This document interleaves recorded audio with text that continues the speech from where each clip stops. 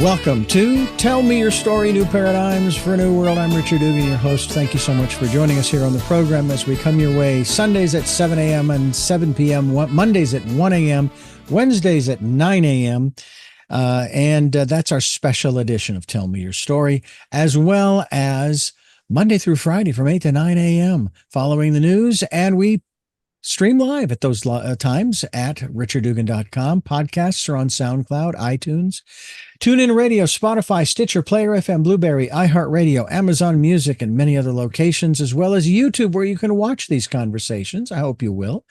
I also hope that you'll subscribe, as well as click notifications so that when I post a new conversation that you will be notified and you'll be able to tune in, listen in, and hopefully be educated and informed and entertained. That's kind of part of what we do here is, try to entertain you, but also bring you information that helps us to move forward as individuals and hopefully, in turn, as a society. We also ask that if you can support the work that we are doing financially, we would be gratefully appreciative. We have a PayPal account. It is there for your security as well as ours.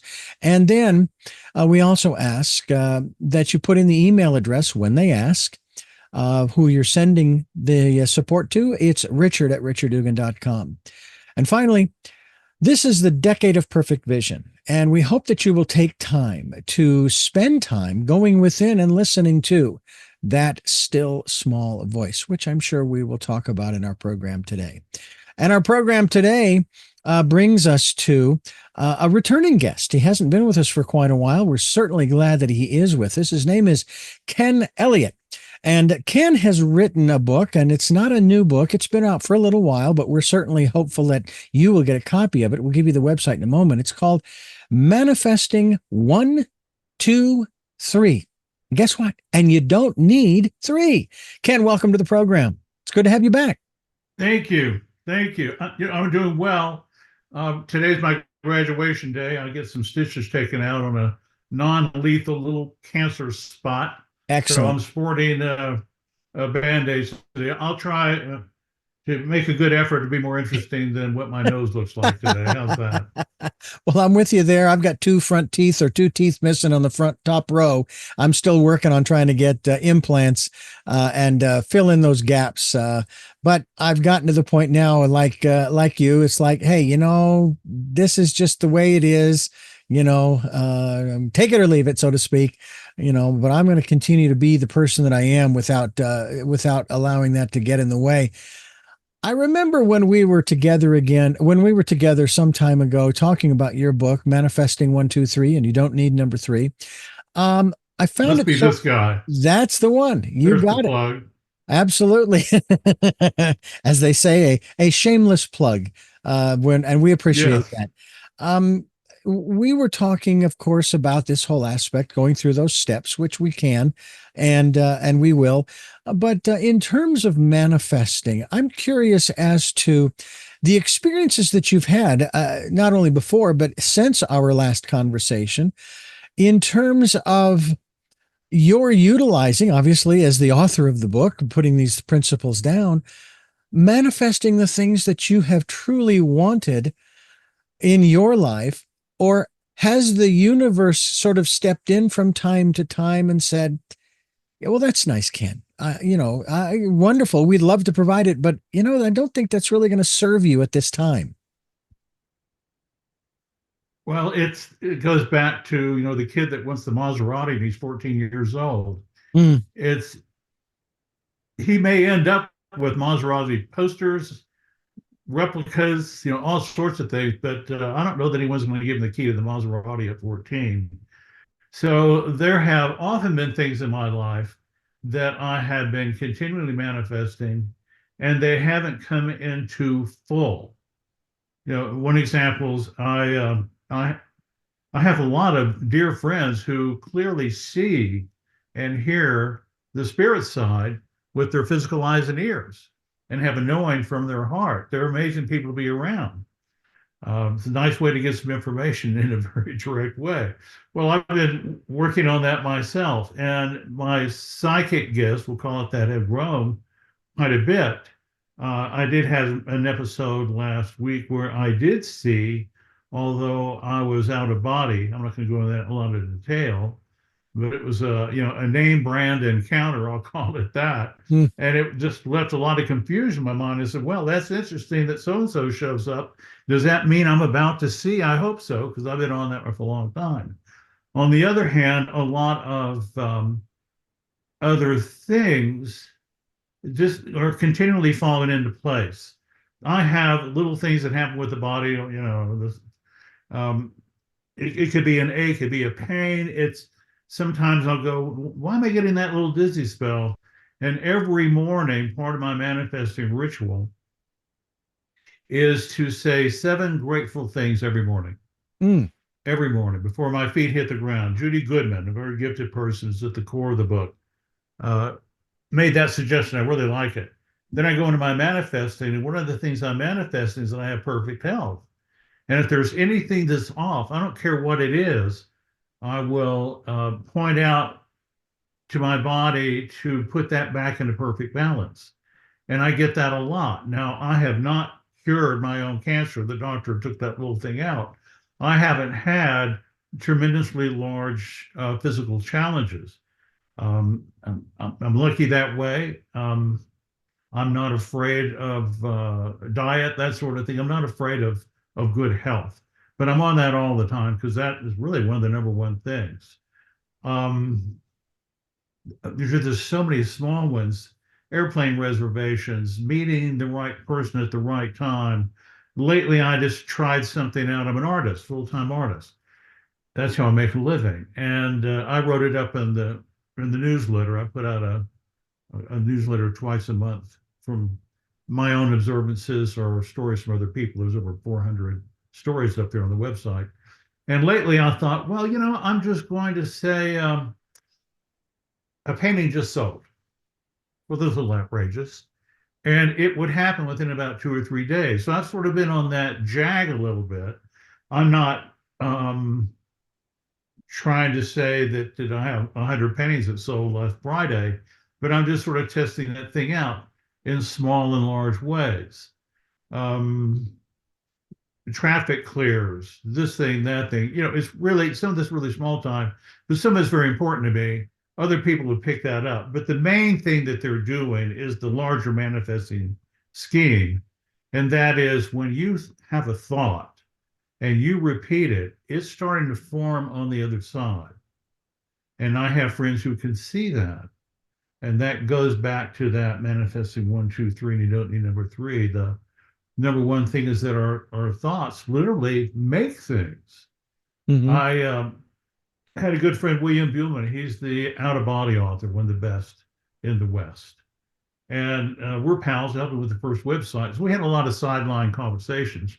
At the time, we had 10,000 letters from people all over the world talking about, their out of body experiences. So I got to, I had a minor in out of body theory, we'll say.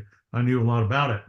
And one day he told me that on occasion, he's on the other side purposely, out of body, fully conscious. And he's in this place where he can see all of these things on his wish list in various stages of formation. But number one, I thought that's really interesting. William's the guy's guy. Guys don't make wish lists. Come on. We don't do that stuff.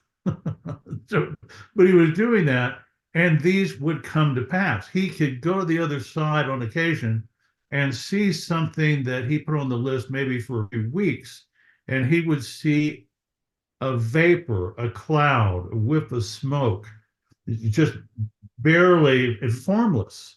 But over there, he has a knowing what that is. That could be a payment on a new roof.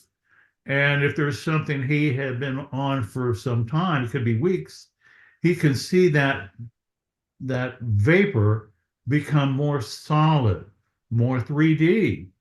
And if he's over there, he could actually touch it. I think one of those things was a new van.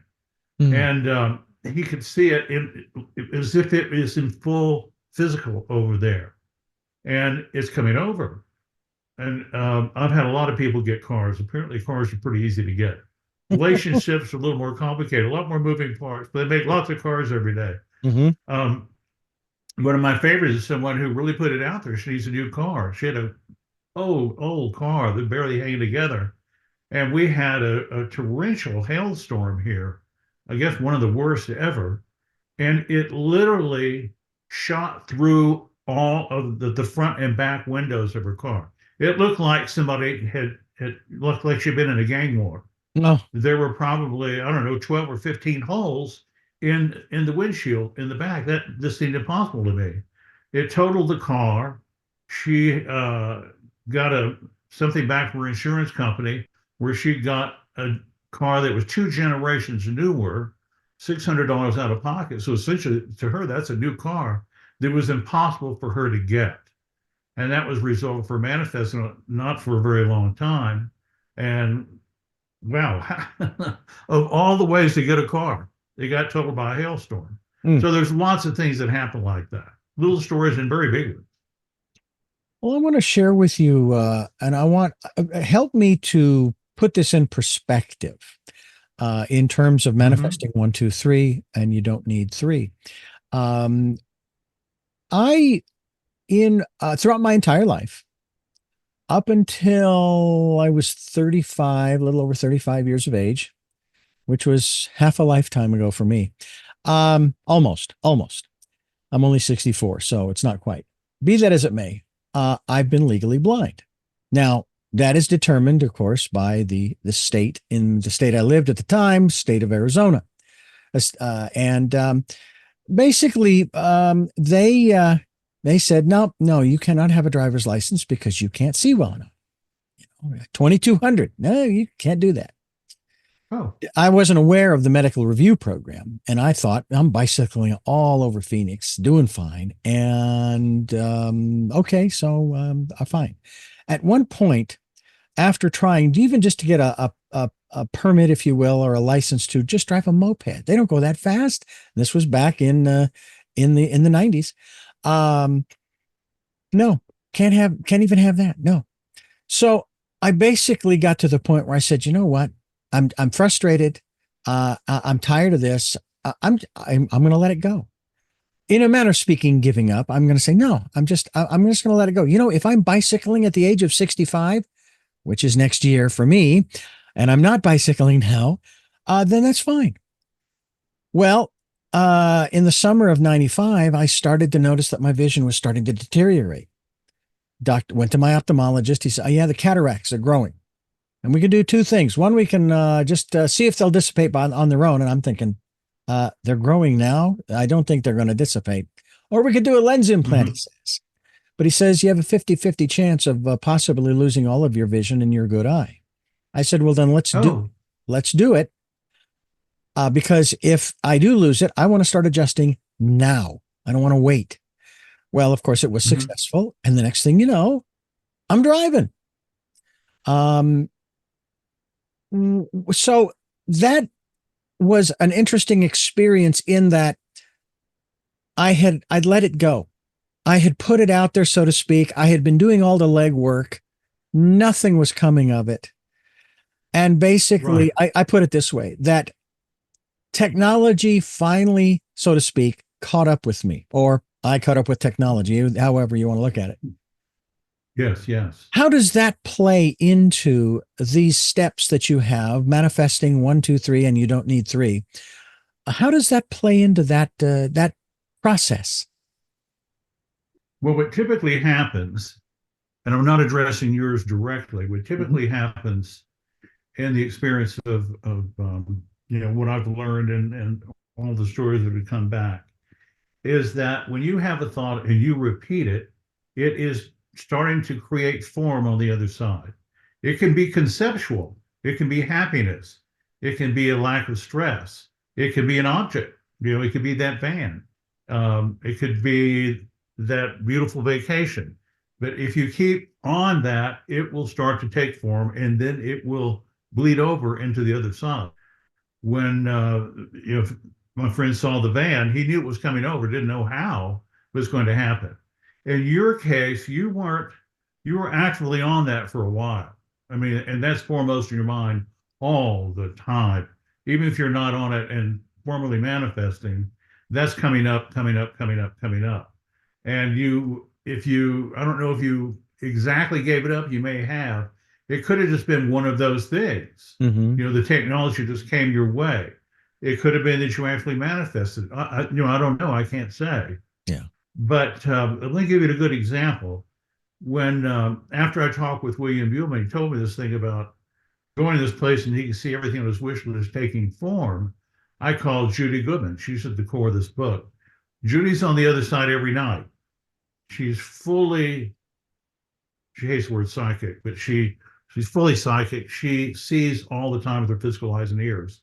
And she's on the other side at night. So 24/7, she's in the physical and non-physical realm. So, well, at least when she's sleeping, she's all in the non-physical realm. So she has a lot of wisdom, a lot of experience. She can check out things. And I called Judy right away. I said, I just talked with William. He told me about this things forming up like smoke, and he puts them on a wish list. And what is all this stuff? Is this true? She said, yeah. And I said, why didn't you ever tell me? She said, you never asked me. Well, that's the key to the kingdom. What did I do with it? Nothing. Just run over my head. Truly is the king of the kingdom. That's how everything is made if it doesn't just grow organically out of the ground, so to speak. So I used to send her things in thought, and then I'd pick up the phone and say, did you get the thing I sent? And she got it 100% of the time. And there were odds and ends things, bouquets of flowers, this thing, that thing. Sometimes groups of us would send something, 3 or 4 people at a table, send her stuff for her birthday. And she got it every time. One day I decided, get a little feedback there? No, go ahead. Continue. Okay. One day I decided I'd do something real time. I wanted to test this thing out. I'm still not doing anything with it. I'm just playing around with it. But it is a very important story. I called her up and said, are you doing anything right now? She said, no. So I'm going to send you something, but I want you to stay on the phone. Is there a chair there that you can see? She said, yeah, right in front of me. Said, I'm going to make something up and I'm going to put it in that chair. We'll send it to you in thought and you stay on the phone with me. She said, okay. And so I'm an artist. I have this sort of wacky left-handed way of thinking about things. So I want to send something that's not normal. And maybe there's kids playing outside. I don't want it to be interfered with their thoughts. So I'm going to send her, just hit me, a 5-foot-tall Daffy Duck. And he's got kind of a ruler wooden thing here, and then a sign going this way. And in red lipstick, it says love on it. So it's a 5-foot-tall Daffy Duck with a sign that says love on it. And I went to work on it. I don't know what I'm doing. I don't know about this repetitive thought thing. I'm just being, a 6-year-old. And Judy has this amazing patience to let her gates down, by the way. Don't even bother to send her anything. Let her gates down. So one day I will get it and I'll write this book. But at the time, I'm just a complete dodo about this stuff. So I just started cramming this idea. I don't know. I'm just thinking really hard, Daffy Duck on the sign, and then blah, blah, blah, blah. And after about 2 minutes, I'm just worn out. I'm a wimp at this. I'm not very good at this. I didn't meditate this thing into full. And I was just worn out. And I said, okay, I'm done. What have you got? And I'll never forget this. And it's the core of this book. She said, was it your intention to send me a cartoon character? I know. My mind goes, what? And I said, yeah. She said, well, there's this little 2.5-foot tall figure. He's got cartoon colors on him. So I figure he's a cartoon character, and he's got a stick in his hand. And I couldn't believe it. I was just stunned that Mr. Nobody with no skill set sent something 2,000 miles plus in real time. It started to form up in her chair. Now, if I stayed with that thing, somebody would just walk it through the door. Ding dong, it'd be in a box from Amazon or something. I don't know how it would get there, but she would get it.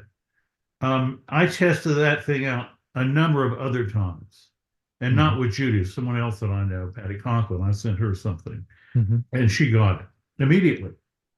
So I kept playing the game, and then one day it hit me. Wait a minute, maybe this is useful. William got himself a China vacation. He finished the first wish list. He called me and said, I've done another wish list. I want to tell you what it is. And one of the things is he wanted to go to China. He said, I don't want to visit there. I want to live there for a couple of years. Mm. Shortly after, his wife came in. She worked for General Motors and said, how would you like to live in China? I've got an offer to be transferred there to set up a factory. And he said, yeah. So they ended up there for 4 years, which was, I think, 2 years too long for him. He kissed the ground literally when he got off the plane, got back to the United States. But it happened. Mm-hmm. It just happened. Don't know how, other than the fact he just kept repeating the thought. It took for him and bled over. Well, I know that there are those of faith, for example, who, and I am one of them, because I do believe that there is some power out there, something out there in here, however you want to put it. I often have said that as far as I know, I did not create myself. That's as far as I know. But then again, many of the ancient wisdom teachings teach us about how, we are part of the cosmos. We are part of, even in the Bible, it says, you are gods, and so forth. When I hear the word image, I think hologram, and no matter what you do, I remember a film that we saw in school I don't know if maybe it was high school, where they imprinted a hologram onto a piece of glass. Let's just say it was a picture of the Eiffel Tower. Then they broke that glass. And in each of the fragments of glass was the full image, which I found fascinating. In any event, I will throw another element in of that story that I just shared. I had a dream, and this was before 1995. Now, my grandmother, on my mother's side, she came to stay with us over Thanksgiving, probably when I was in the 70s. And she got to watch her favorite movie, The Sound of Music, and we all went to bed that evening. And according to my eldest sister, my grandmother got up, she went to the bathroom, she came back, she laid down, never got up again. She passed away in her home. I say that to tell you about a dream I had. Maybe it was years later. I am on a pristine highway, and it's a big sweeping curve. And on one side of the road, the sun had just come up over the hills. And on one side of the road, there was this incredible forest. And the sunlight was streaming through like you see in those wonderful pictures, And I'm driving a white van. And I turn off into that forest, and I come upon a huge, beautiful green meadow. I park the van, I get out, and there's this house made of stones, arched windows in the front. I go inside, and there's my grandmother. Not a word is said. She gives me a hug, and I just get the impression, Richard, everything is good. Everything is okay. It was years later, after my lens implant, that my parents, they sold it to me, but I gave it to my sister, who then paid my parents for it, a white Dodge Caravan that my present wife and I drove around. We even put a futon took the seats out and put the futon in the back to have a place to sleep if we wanted to go camping or what have you. So this was long before I was even able to drive. And I've shared this dream with others, and they've given me their interpretations, their impressions, and so forth. And I didn't really think anything of it at the time. And nowadays, it's like, well, maybe that was a premonition. Who knows, I'm curious as to the connection between manifesting 1, 2, 3 and the law of attraction. Because there seems to be a connection, but at the same time, it's not, I don't want to say they're diametrically opposed per se, but I remember someone sharing with me in an interview that they left something out in the movie The Secret. about the law of attraction. And they didn't do it on purpose, but it was Mhm. kind of what I was referring to earlier, that, well, maybe what you're asking for, i.e., the law of attraction, maybe the universe doesn't, it's not part of your life's purpose. And maybe somewhere down the road, they may give it to you anyway, saying, fine, go ahead, see what good it does you. Because it's not part of what you need. I mean, yeah, you want it, you want that car, what have you. But hey, it's not one of the tools that you're going to need for your life's purpose. What are your thoughts of comparing manifesting 1, 2, 3 and the law of attraction? How do they relate? Well, it reminds me of the title of that country western song. Thank you, Lord, for not giving me everything that I asked for. I hear you. So that would come up against you have a life plan, and being a fighter pilot ain't it, that kind of thing. Right. So how much time between the white van and you're getting your sight? Oh, it could have been literally years. Maybe 8 or Okay. 10 years, something like that. Okay. Had it been a shorter length of time, like a month or 2 or 3, I would have said that might be a bleed over. There's many instances, and I've experienced that you're making this thing, making it is building up on the other side, and then you catch a bleed over. Somebody will say a thing, and it's the name of the thing, or you'll start seeing it everywhere. It's not yours yet, but it starts coming in, and I just call those bleed overs. It's like a signal that this thing is imminent. But in your case, no, that's so far out there that there's no time. Everything's in the now over there, by the way, which with our piece of meat, we can't understand that, but that's just how it operates. Mm-hmm. So, a few months over there would be 25 seconds or 20 minutes in time over there. So I really can't judge that. But I do like that the van came before the site. That's okay. That just makes me want to go up there and try it again. Maybe we can bring that a little closer together next time. Mm-hmm. The law of attraction is a great phrase. It doesn't work for me because I have, been on the phone when something's being put together in real time. I made that happen.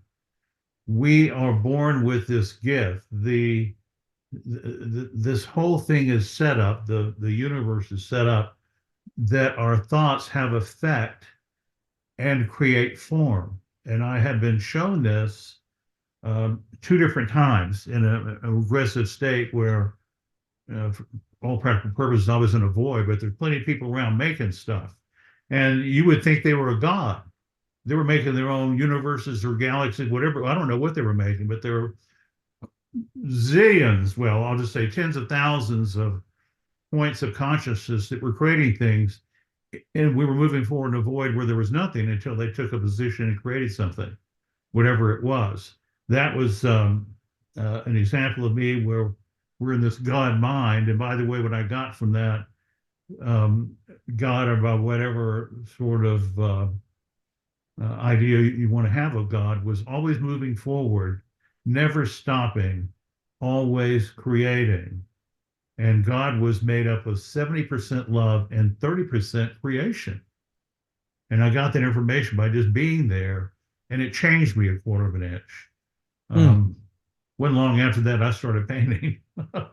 Really taking that seriously. Started Mm-hmm. making more things. Um, with the law of attraction, people have called me a couple of times. I've had it happen to myself. They woke up with this change. One person called me and woke up and said, I haven't been this happy since high school. She was not a happy person. And Mm. she worked in a beauty parlor. Can you imagine? That's not good for business. It's not good with the people you work with. And we had a session the day before, and I said a prayer for her. I called Judy and said, help me out with this person. She's really in a fix. And she said, I worked with her before. I'll put a prayer out there too. I don't know if Judy went over there and rearranged her deck chairs or something, but the next morning she was completely changed. Yeah. I can't take credit for that, but that was her intention, and it happened overnight. Another person called me. He managed a lot of money, and people get really serious about their millions. And he called me the next morning. He said, I don't have any stress about money. I'm just levels up from that. I know it's there and I'm conscientious, Mm-hmm. but it's just not pounding me anymore. It's just gone. And happened to me one time as well. I woke up, took a few steps into the kitchen and just slapped the kitchen counter and said, I'm never going to be lonely again. I get it. I know how those people go through life and be that way. And I said the same thing those other two people said, just like it was off a script. And I know it's permanent. Mm. I know it's permanent. Was I lonely? No. But people get in the partner search and this and that. So it's in your head, like your vision. It's in the Mm-hmm. background. Mm-hmm. And I didn't want to be bothered by that. I want to do what I'm here to do. I didn't want to be burdened by that. And just enjoy life as it comes. So that was interesting for me to have the same experience as two other people. We woke up with it. There was no law of attraction. It didn't come through the mail slot. We woke up with it. It's something we put out there, and it was delivered. Mm-hmm. Mm. There was no package. There was no receipt. There was no check in the mail. Is that the law of attraction? Okay, we can bend that around and say it is. Whatever works for you, where you think that there's some sort of positive outcome to thinking about something, I'm for it. I'm for people manifesting all sorts of ways. Now, you can go after that perfect career. I hate the word job. Mm-hmm. Go after that perfect career, and a lot of people instantly get laid off or fired from the job they've got. Mm-hmm. They would never quit it. They want that security. I don't blame them. Yeah. And now, boom, they're out on the street. And then another job comes along and they just love, they think this is the answer. It often is, but more often than not, it's just the one to pay the bills until the other one gets put together. And I see that a lot. The same thing in relationships. That happens a lot. And I'm not advocating divorce or separating from people. You have so much in common. Work it out. You're right. You're a gift to each other. But sometimes you just don't want that job anymore. You need that change. So kaboom, get ready. When you start asking for those things, change will happen. Mm-hmm. Yeah. Now, so you get the good job. I'll throw one more thing in. Sure, go ahead. You get the job. That's track one. I manifested that job. Track two, I am not worthy. I'm not smart enough. I'm not fast enough. Mm-hmm. So you get the job. Track two, you're manifesting this. You get fired. Boom. Congratulations. You get an A++ on manifesting. Mm. Don't get that negative stuff in there. Yeah. I know that in 2007, 2008, when this nation in particular, suffered a rather tumultuous economic change, I'll put it that way. Yeah. I remember a news story where it talked about hundreds of thousands of people lost their jobs over the period of time. And the first thing that went through my mind was, I wonder how many of those people hated the job they were doing.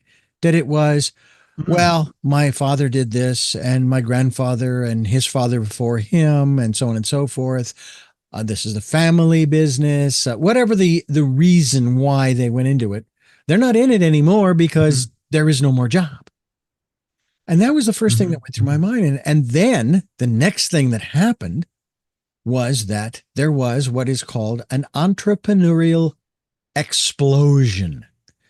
There were people who started doing stuff they had never done before, but that they had always wanted to.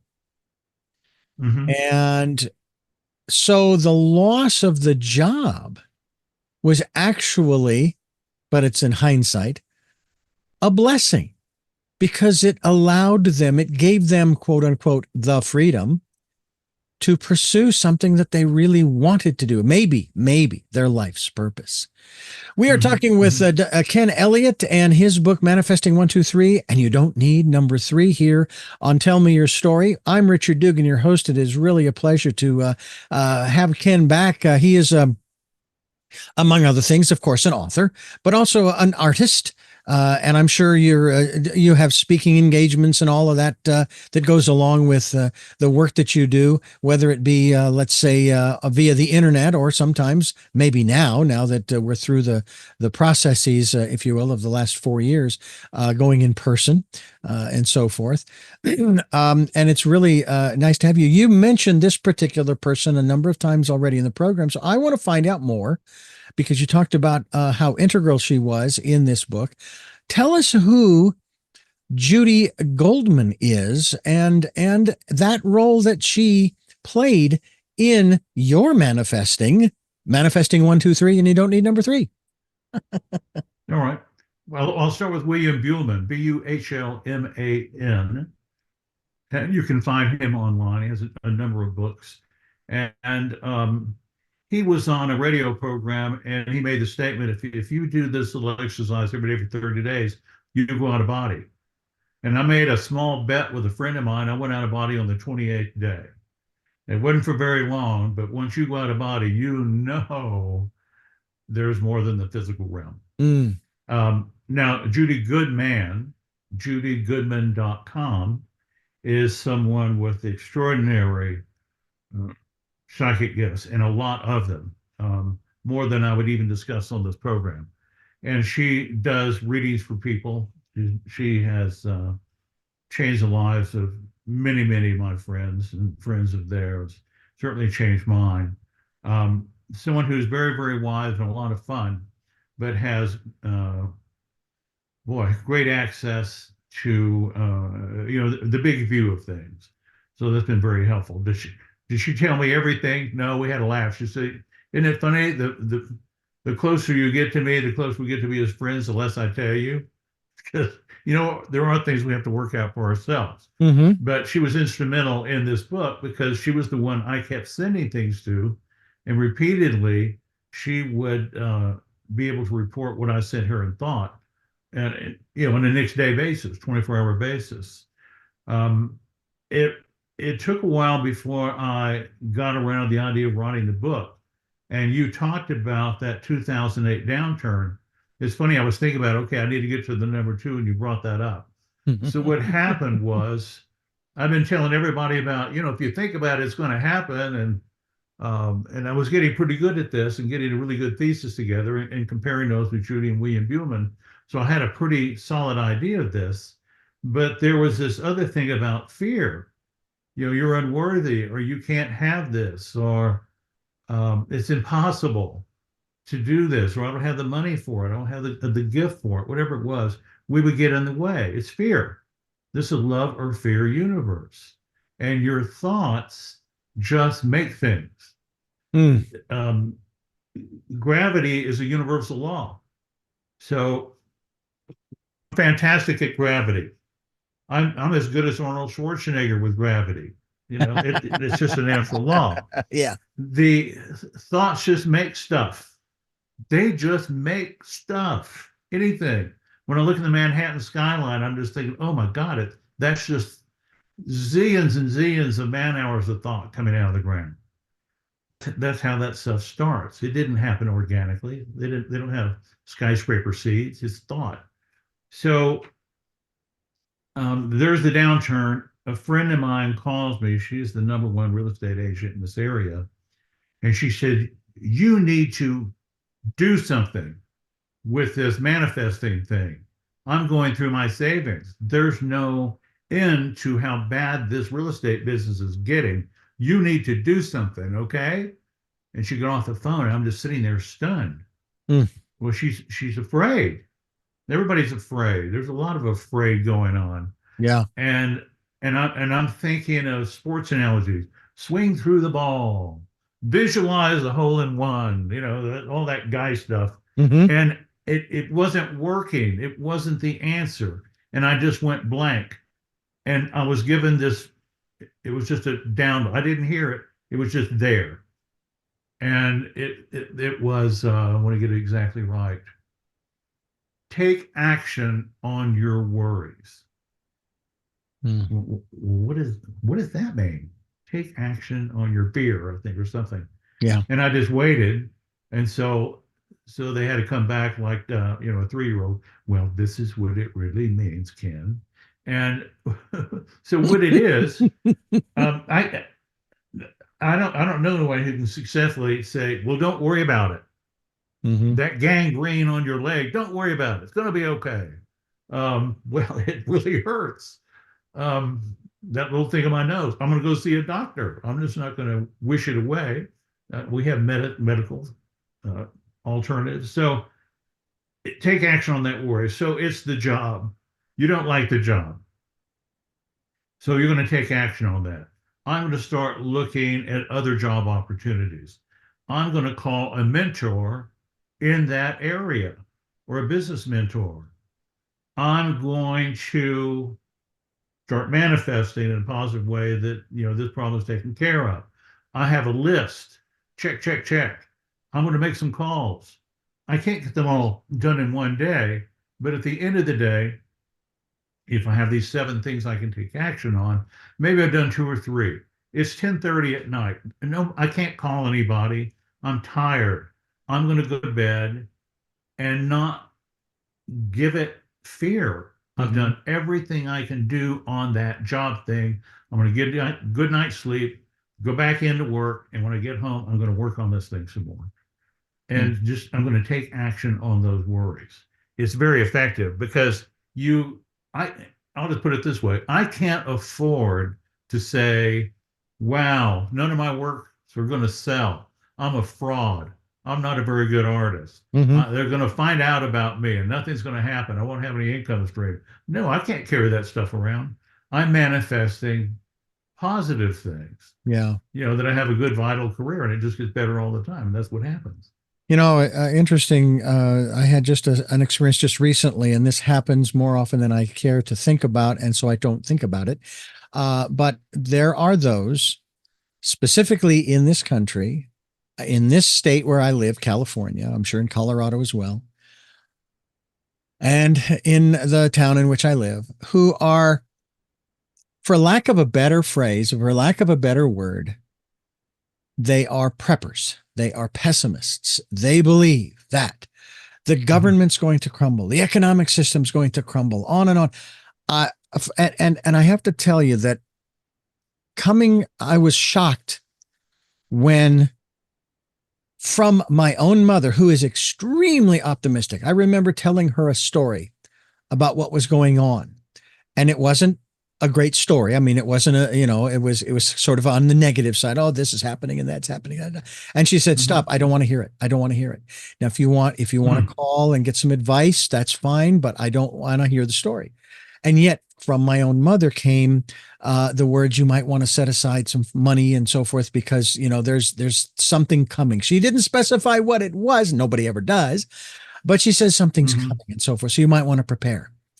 And I'm going, when people start doing that, for example, talking about, okay, I wonder how many of our neighbors have guns, because I'm hoping that they'll be there to protect us. And I think we have plenty of food in the fridge and in the pantry and so on and so forth. We may want to stock up and da-da-da-da. And I'm just sitting here thinking, really? Because I'm a believer in the principle, Ken, the principle that Jesus spoke about in the New Testament, where he spoke about the lilies of the field.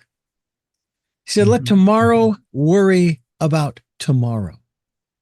You were created, and again, this is going on this particular philosophy. You were created by a loving being who cares about you. And if this loving being cares about you so that much, and yet he has these flowers, these lilies grow, and they are beautiful when they're there, and then all of a sudden, after a while, they shrivel up and they die and they go back into the earth and so forth. How much more will he take care of you? And so when I hear people, and the birds in the field, Yeah, and the birds of the field. And I go, and you people of faith, you're buying into this pessimism. I don't understand. There's a contradiction in your thought process. That on the one hand, yeah, I believe in God. Yeah, absolutely. I believe blah blah blah blah blah. I love whether it's war or sporting events, where God's on our side. God can't be on both of your sides if God was on anybody's side. Okay, and I don't know. I don't know if that's even real. That's happening, but I don't like. I can't. I don't even want to respond to stuff like that because sometimes it is a Yeah, I question. can't. Oh, so what do you think I should do? What do you think we should do? What do you think should? Nothing. I'm not going to do because first of all, I don't know. I'm hoping I live to be 100, Ken. I don't know about you, but I would like to live to be 100, maybe more, because In there's good a, health. In good yeah, health. yes, absolutely, in good health. Yes. That's what I want to Yes. manifest. Um, Okay. and I don't know what's stamped on my departure ticket. I know what the arrival ticket stamp is, June 26, 1960, at 3:17 in the morning. But since I can't control or I can't know when the departure is, I'm just going to do what I need to do, love the people around me, take care of myself, and do the things that I was put here to do. And Mhm. like it says, I'm going to let tomorrow worry about itself. Do you feel that Yes. that aspect? And I'm gonna put it in a broader on a broader label, a single word. Do you think that it is that kind of fear that is keeping the majority of people from actually being able to manifest in their lives the things that they want, that the universe wants to give them, but they're blocking it because of the fear? Well, you can block it with fear, and you can also, like I said, be on two tracks, and they Mm-hmm. can interfere with each other. If if we're deep in fear, it's very difficult to do what we're here to do, except to be the bad example of a very fearful person. You can be a teacher, and there's a positive aspect about being the negative example, but that fear gets in the way of a lot of things. People are very concerned about their health and what they eat and what they breathe and the water and all that. And I'm all for that. The world needs to come around and be in better balance than what we've done to it. Mm-hmm. But I don't fear food. I love those Coca-Colas. I have one every day. I don't have four anymore. And No. on that note, I remember I was sitting at my kitchen table and I was thinking, I'd like to lose 8 pounds. And I wasn't doing anything except just snacking on something. And there was a ping, like ping, and it like it came out of the refrigerator, but it didn't. It was in my head, but it was the refrigerator. It went ping, and right then I knew that I didn't have to drink those Coca-Colas anymore. It just went away, Mm. and I snuck back in, and I have one a day. Or if I go to the Mm-hmm. restaurant, I might have one. Yeah, I might have two, but it's gone. And I did lose the 8 pounds inside a week because that's a lot of sugar. Mm-hmm. I was drinking, 4 or 5 a day. I didn't even think about it because I don't worry about stuff. Yeah. But that was a nice little demo for me, my own little personal demo. If you want to lose weight, you better classify that because you can go in the hospital and lose a lot of weight. Yes. If Yeah. you want to live I. to be 100, you want to be, in good health. I got a call a couple of summers ago. Somebody's driving, and we just got a conversation. We said, "Oh my God!" I said, "What?" "Oh my God!" So what's going on? Are you driving? I'm in a red light. Oh my God! What is it? What? She went, oh my God! I just got 5 out of 6 on the lottery. Oh my God! We're just going, oh my God! Oh my God! And she said, oh, that's amazing, but I didn't get the jackpot. I said, were you manifesting to win the lottery? She said, yeah. I said, next time, manifest to win the jackpot. Ah. And just last week, another friend of mine, she got 5 out of 6. She won $500. You Yeah. should get a few $1,000s out of that. $500. Yeah. Well, anyway, she's manifesting the jackpot. So off we go. Yeah. Well, There's a lot of ways to get yeah, the jackpot. I got to say this. There is the equivalent of money. Let me be clear. There's the equivalent of money. You got that white van. Did you have to go punch in and punch out for X number of hours to get the white van? It was a oh, gift or yeah, however you got it. exactly. Okay. Boom. That's the equivalent of money. Yeah. Equivalent of money. A lot of ways to win the lottery. Yeah. Good health is a lottery win every day when you wake up and you're Yes. not having to be defibrillated in the ambulance out front. Exactly. Exactly. Okay. I've had my own share of health issues in the last well, I'll say 10 years. I back in 2020 in particular, once the pandemic started, the end of July, at that time I was diagnosed with type 2 diabetes, and I knew how I got there. It was the pandemic. Now, no, it wasn't COVID that caused the diabetes. It was that we all went Yeah. to comfort foods, which contain carbs and sugars. And of course, carbs turn to sugar. So I immediately turned it around, Yeah. and I got my Love this blood stuff. sugar. Yeah. Yeah, I got my blood sugar back to normal in a month and a half. In a month and a half. Wow. Yeah. Then Wow. the next year, the next July, I was in the hospital to have my gallbladder removed because it was infected, and I had a golf ball sized gallstone. And it was happening around I think it was that year, 2021. It must have been the Winter Games. It was the Olympics were going on. That's what I know. And so I would jokingly tell people, "Oh yeah, yeah, I won a gold medal in the Olympics." And they said, "What?" I said, "Yeah, in the gallbladder clean and jerk." And and by the way, with the diabetes, when I went in to weigh myself, I was around 180, sometimes 190. I was down to Yeah. 152. 152. Okay, that was my weight. Wow. I think I'm only Okay. 5'9", 5'10", something like that. And then the following year, I had put on some of that weight, and the hospital bed is also a scale at the hospital I was in. And so I got out of the Oh, bed, and they recalibrated it, and I got back in, and I was 174. And just recently, I've been re-diagnosed with type 2, and I've been monitoring my weight, and I was down around 160, 165. Well, I am now okay. back with blood sugar normal. I am now back to I'm hovering around 180, which is perfect. I have no problem with that. Wow. That's So marvelous. yeah, That I do this not, is not a Coca-Cola plug. I'm having no, no, no. more. You're talking about your health benefits. There we go. Yeah. Well, sodas were my nemesis. Sodas were my nemesis. And I switched to something that has no sugar in it. It does have a sweetener, but it's better than, and I'm taking small steps because people say, well, yeah, but you're drinking it out of plastic. I said, would you give me credit for getting off the sodas first, please? All right. Just stop it.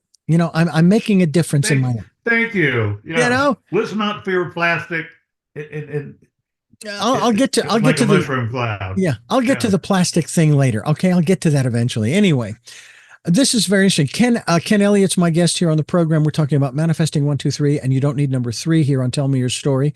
I'm Richard Dugan, and it's always fun to talk with Ken. We've talked a lot on the phone over the last couple of years, and of course, one of these days, Ken, I swear, we're in the process of upgrading from the travel trailer that we have to one of those self-contained 20 to 24 foot RVs, not the bus kind of thing, but the smaller type with the truck. Yes. And, Right.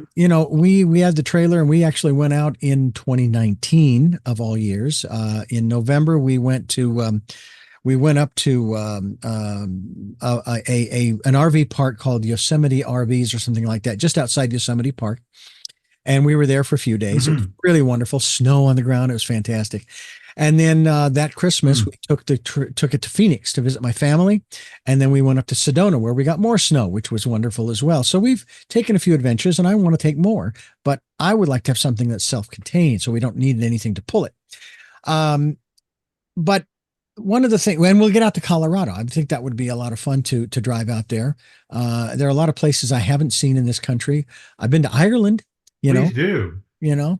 But one of the things that I think too that I want to share with you is that I am, as of our conversation here, I am within a month, about a month, not even a month and a half, hopefully sooner, of publishing my book that I've been working on for a good 20 years.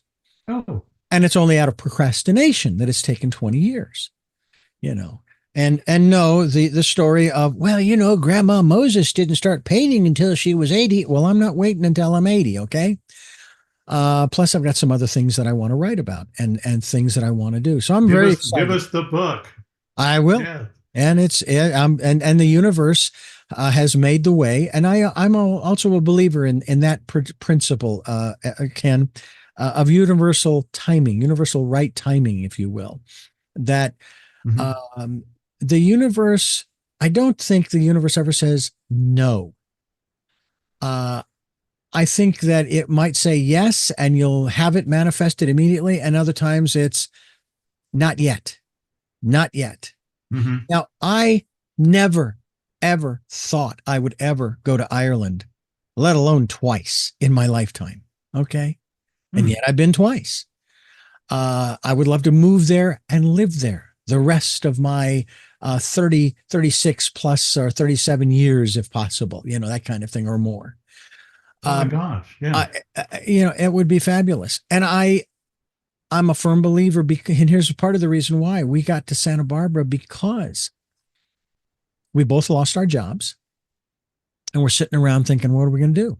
Now, I could have gotten jobs there back in Phoenix, but we thought, well, maybe this is the opportunity for us to move. And of course, we started doing the action. We started doing the work. You talked about that earlier, Taking action. Yeah. taking action. We took action. We came to Santa Barbara for a week, and we checked things out, as well as kind of relaxing and resting after that tumultuous time. Came back to Phoenix and put the house up, and it was sold in 2 months. And we were on the road on the 8th at 2:30 in the afternoon on the 8th of May. And that's the other aspect. When we got to Los Angeles that evening, and my wife is driving the Subaru with pulling a trailer behind her, a U-Haul trailer. I am in a rented van, cargo van with 2 dogs and the rest of our stuff. And all of a sudden, as I am driving along in Los Angeles on the freeway, I'm looking around going, I'm driving in LA traffic. So it wasn't in my plan, because I had released that saying, hey, whatever, Yes. I got better things to do. I had people at the religious station, Ken, who wanted to heal my vision. They wanted to heal it. I was born Yes. this way. There wasn't really anything to heal. And I know this is contrary, I declined. I said, no, I mean, I can't stop you from praying for me. And I would never do that. But I'm not here to be healed. I'm here to do what I'm here to do. And that is to help you and do this and that. I'm not here to be healed. Now, the Creator knows where I am. Well, I would just jump in and say, well, Sure, I would please. hope you would have perfect health, however Yeah. it happens. Yeah. However it happens. So I'm excited. Manifesting 1, 2, 3, and you don't need number 3. Can we talk about the first step? What is number 1? Number 1 is that you get a thought and repeat it.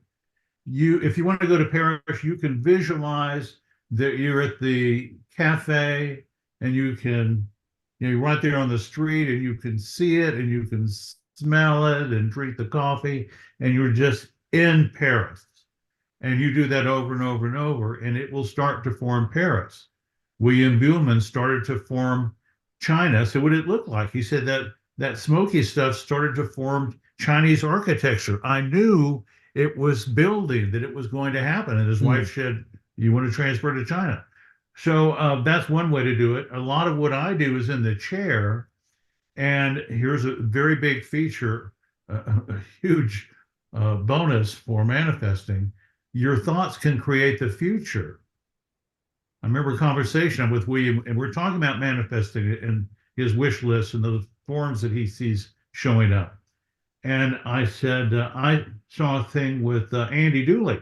Andy Dooley, who great manifesting guy, he talked about the future, put your scene in the future.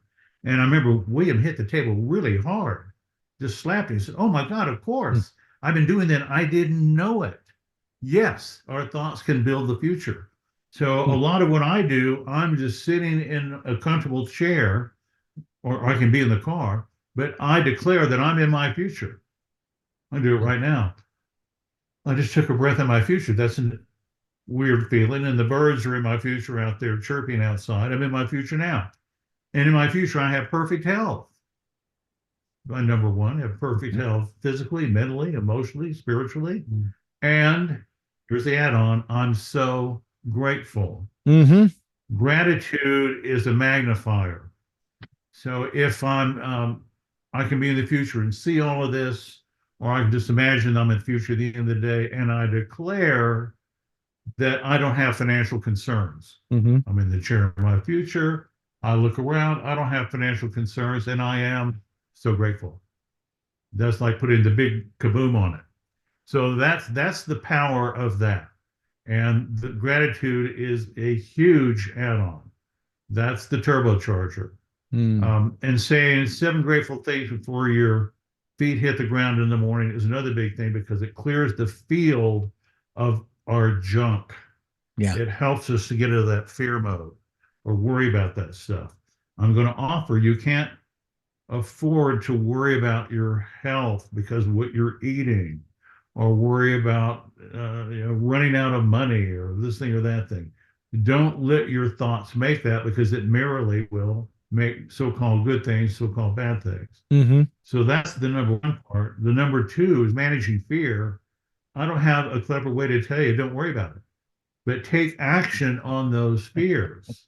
Yeah. And that's all you can do at the end of the day. You didn't get the whole list, but I made some calls.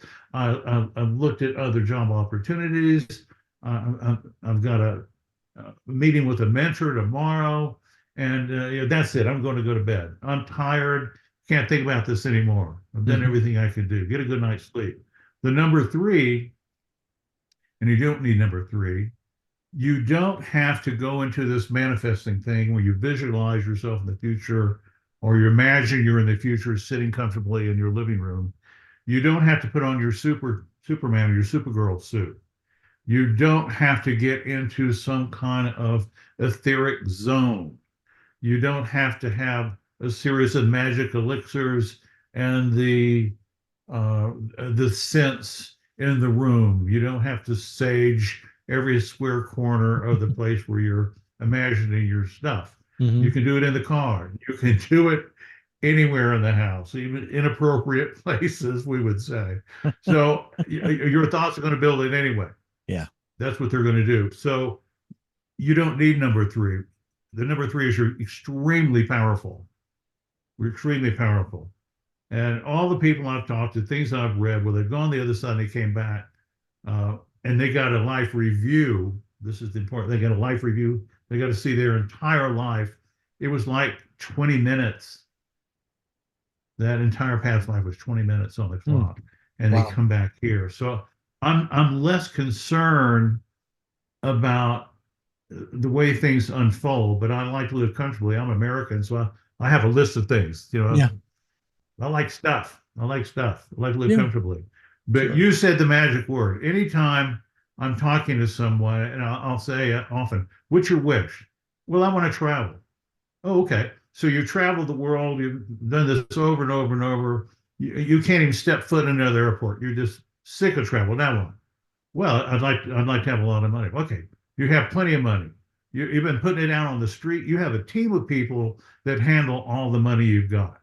The phone's ringing off the hook all the time because everybody knows you have so much money. Now what? Oh, well, I'd like to help people. There it is. There it is. And when you say that, it's like the magic word, and the duck comes down, like from Groucho Marx. And I like to say, well, I don't know what I'm supposed to be doing. And I said, well, you put it out there that you want to be doing what you're here to do.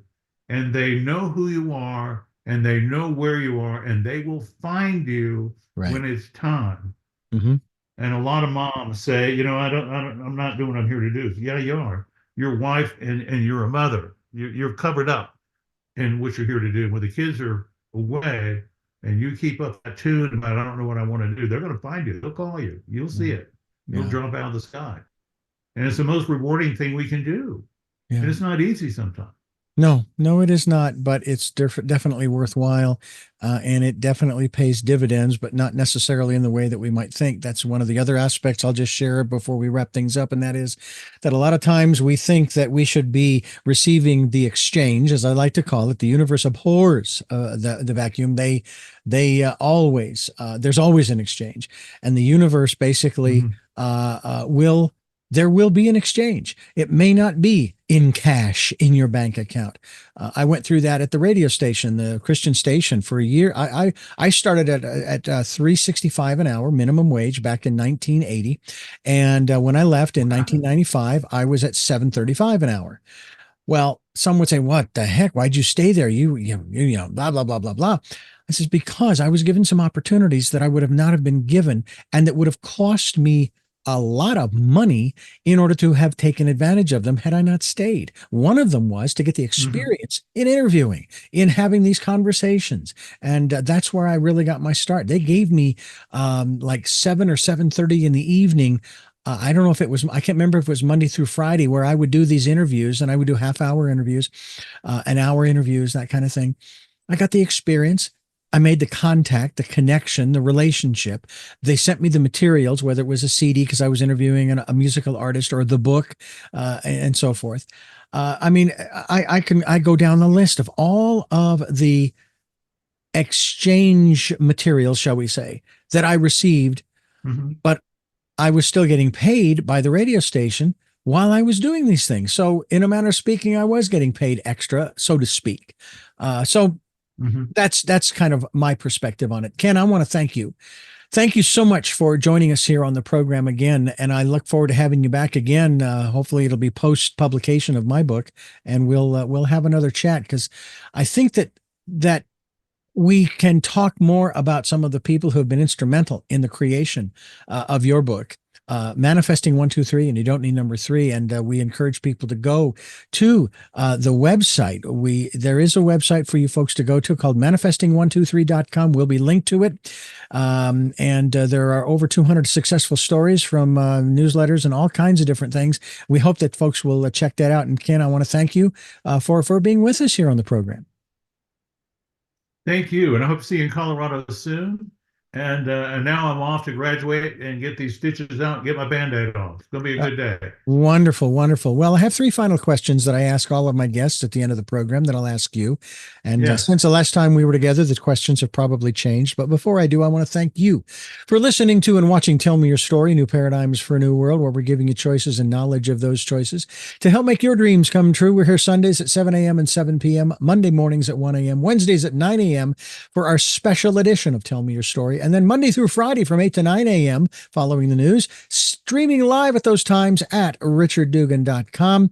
And we encourage you to check out the podcasts on SoundCloud, iTunes, TuneIn Radio, Spotify, Stitcher. We're on YouTube as well, where you can watch these conversations. We hope you'll subscribe as well as click notifications so that when I post a new conversation, you will know about it and you'll be able to tune in, listen in, and get some great information. We also hope that if you can financially support us, give us some help in that regards, we would gratefully appreciate. I am very grateful for that.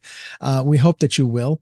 And we ask that you put in the email address of richard@richarddugan.com when you are there and they ask you, "So to whom are you sending this?" richard@richarddugan.com. That's the email address. And also take time during this decade of perfect vision, the 2020s, to go within and listen to that still small voice. It's there for you. It's going to guide you. I guarantee you that the more you do it, the easier it becomes to trust. That was my big issue, folks, when I first started trusting. No, you really, no, that goes against my plan. Oh, I see. I'm glad I listened to you, because my plan was garbage. So I learned to listen. I hope that you will too. And with all that being said, three final questions for our guests before we wrap things up. And the first of those three questions is, who is Ken Elliot? Hmm. A regular guy who has along the way encountered the very best teachers, Hmm. the very best artists, very best spiritual teachers, and I couldn't miss them because they just showed up when it was time. Um, it, it was just part of the plan. It was just like a preset. Yeah. And when I was ready, the teacher showed up, and I've sort of been living off of that ever since, and What gets passing it on, of course. right, right. What gets you up in the morning? I'm sorry. What gets you up in the morning? Um, I want to do stuff. First thing I do is the gratitude, and then I check out the news. I'm a news hound, and then I do my manifesting. I like to do that earlier, but I'll do it whenever I can. If I miss it, it's not the end of the world. It's fine. And then I like getting in the studio, but I often get calls from people who would like to chat. They've got some small or large things in their lives, and they need a good office or a good ear. So there's a lot of that going on. So I tell the straights that I'm an artist, but this is what I really do is get this information out there and collect marvelous stories. And I'm just in awe of how this thing is put together. It's nice to have people in my life like William Gould and Judy Goodman, other extremely gifted friends and teachers of mine, so I have a clue about how things work. But it's only a clue. If I tell you, well, I'll just tell you. I know something about Paris. They have an Eiffel Tower. They speak a funny language. They have 214 cheeses, and they have good food, and they dress really well. Now, I told you a handful of things about Paris, but now there's 3 million things we don't know about Paris. Yeah. So every time I get a little information about how things work, then it just opens up more questions. It never stops. I know the feeling. I know the feeling. Final question. What was your best day? Today's my best day. Couldn't agree Today's with my you best more. day.